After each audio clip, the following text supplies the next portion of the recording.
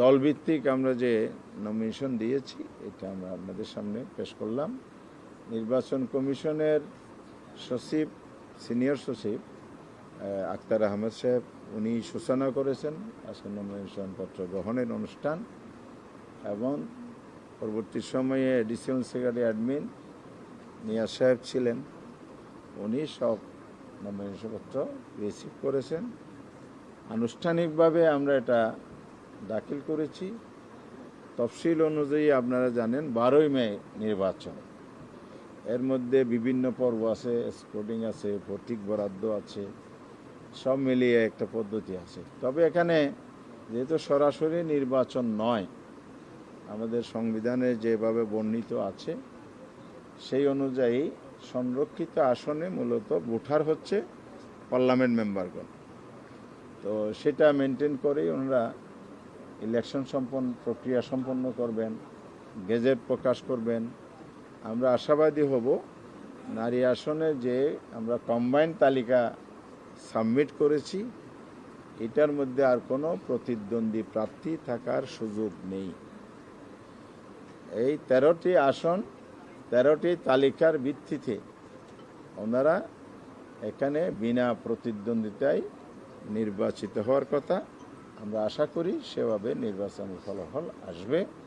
তো এই ব্যাপারে আমরা কমিশনের সাথে আলাপ সেভাবেই হয়েছে, এবং নির্বাচন যেহেতু সরাসরি হয়ে গেছে, পার্লামেন্ট চলছে, এবং টাইমলি যদি ওনারা পার্লামেন্টে যেতে পারেন তাহলে জাতির যে প্রত্যাশা এবং নারী সমাজের যে বিশেষ করে প্রত্যাশা নারী প্রতিনিধিত্ব, সেই জায়গাটাও আমরা মনে করি সঠিক সময়ে হবে।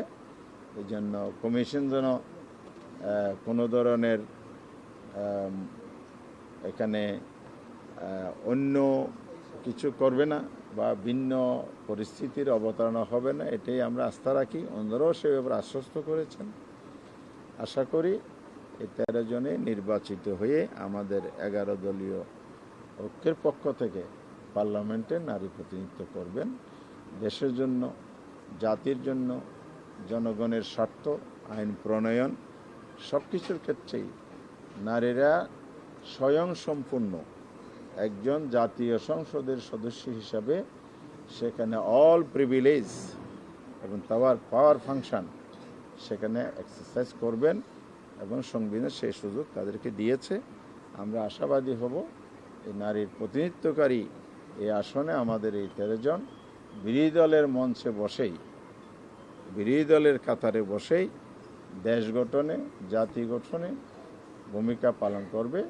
আর পার্লামেন্টে আমাদের যে রোল প্রিন্সিপাল আমরা ডিক্লেয়ার করেছি সেটা হচ্ছে সকল ন্যায়সম্মত কাজে, জনকল্যাণকর কাজে, দেশের স্বার্থে আমরা জনগণের সাথে ইতিবাচক ভূমিকা রাখব।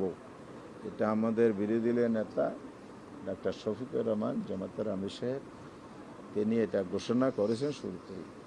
আর যদি সরকার ভুল পথে পরিচালিত হয়, কোনো অন্যায় সিদ্ধান্ত নেয়, গণবিরোধী সিদ্ধান্ত নেয়, সেক্ষেত্রে আমাদের অপরাপর বিরোধী দলের সদস্যগণ যেমন সোচ্চার থাকবে, ভূমিকা পালন করবে, আমাদের নারী সদস্যগণই একসাথে বিরোধী দলের সাথে যুক্ত হয়ে 77-এর সাথে 13 জন যুক্ত হয়ে 90 জন বিরোধী দলীয় সদস্য একসাথে ভূমিকা পালন করবে, এ প্রত্যাশা আমরা রাখছি।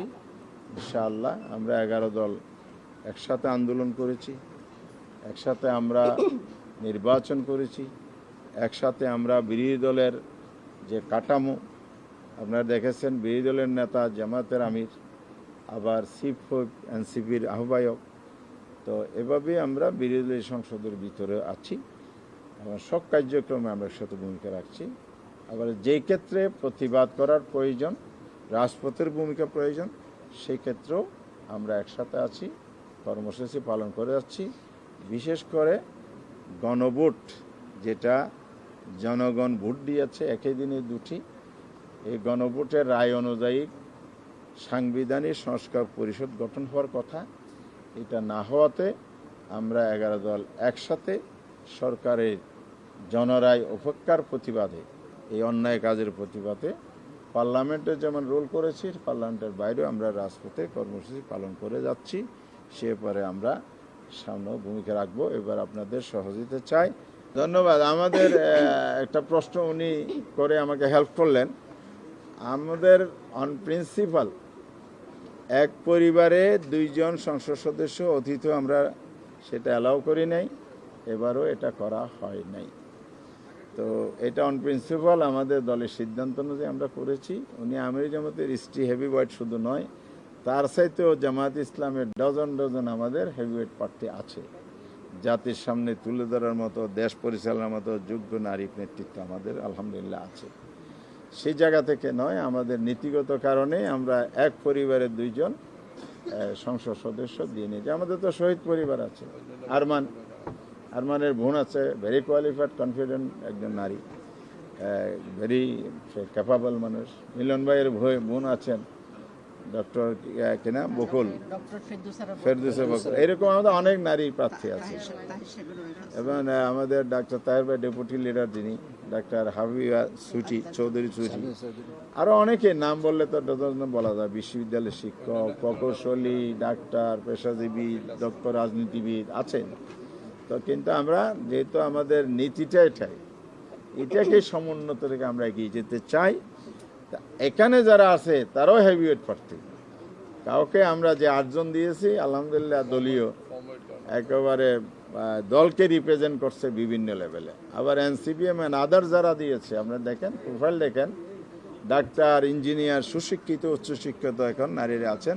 অত্যন্ত দক্ষতার সাথে ওনারা ভূমিকা রাখবেন। আমরা এরপরে খুবই আশাবাদী।